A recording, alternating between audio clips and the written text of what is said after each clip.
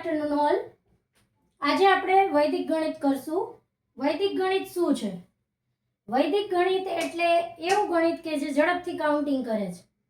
હવે આપણે કહીએ કે ઝડપથી કાઉન્ટિંગ તો ડિજિટલ ટેકનોલોજી જે છે, કેલ્ક્યુલેટર અને કોમ્પ્યુટરને ફટાફટ ગણતરી થઈ જાય છે, પણ એવી ગણતરીની વાત નથી. અહીંયા ઋષિ મુનિઓ પાસે તો આવું કોઈ જ સાધનો હતા નહીં.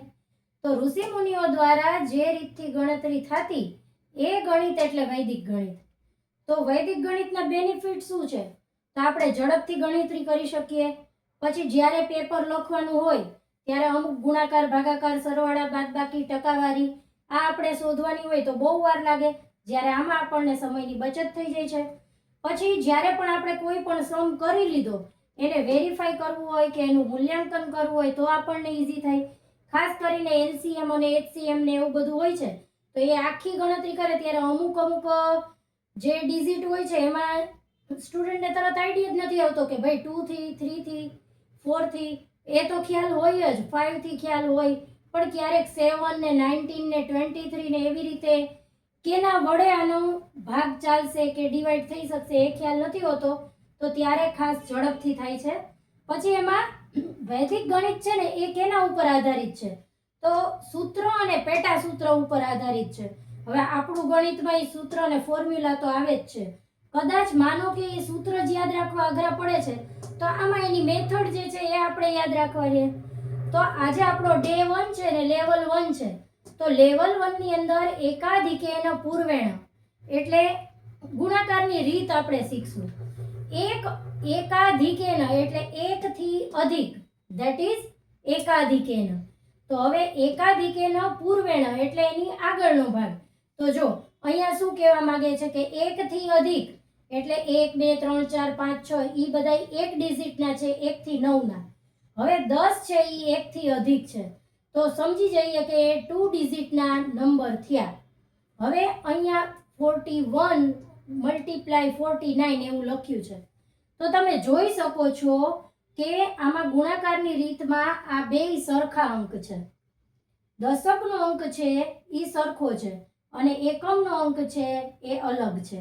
તો શું કરવાનું? પહેલા તો જોઈ લેવાનું કે 9 + 1 એટલે 10 થયા. જો પાછળના અંકોનો સરવાળો 10 થાય છે તો આપણે એનો ગુણાકાર કરવાનો. તો ગુણાકાર કઈ રીતે કરવાનો? તો 9 ને 1 10 થાય છે એ છે તો આ 9 અને 1 નો આપણે ગુણાકાર કરીશું.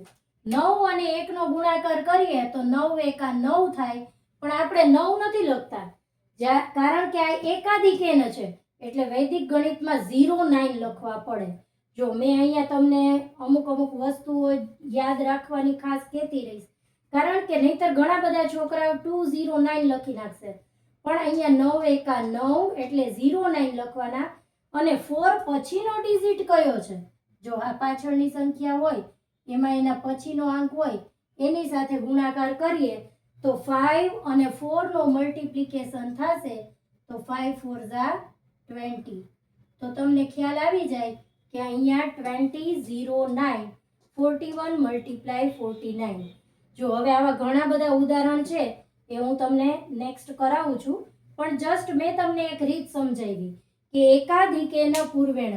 હવે આમાં તો ઘણી બધી રીત આવે છે. સરવાળાની શીખવાડીશ, બાદબાકીની શીખવાડીશ, ગુણાકારની રીત, ભાગાકારની રીત, અને કોઈ પણ ટકાવારી હોય તો આટલા ટકા એ કેટલા થાય, 100 રૂપિયાના 10% લેખે કેટલા થાય, 150 ના, 2055 ના. તો આવી રીતની ટકાવારી પણ તમે રકમ જોઈને તરત કરી શકો. હવે આમાં અમુક ગુણાકારની રીત છે ને એ પહેલા જ તમારે યાદ રાખવી પડે તો તમે આગળના સ્ટેપ ઉપર જઈ શકો. કોઈ પણ રકમનો આપણે 11 સાથે ગુણાકાર શીખશું, આ એક અધિકની રીત શીખશું, લીટો ગુણ્યા લીટો આ રીત જે છે ને એ મેં મારી જાતે સૂત્ર કર્યું છે, અને વર્ગની રીત છે.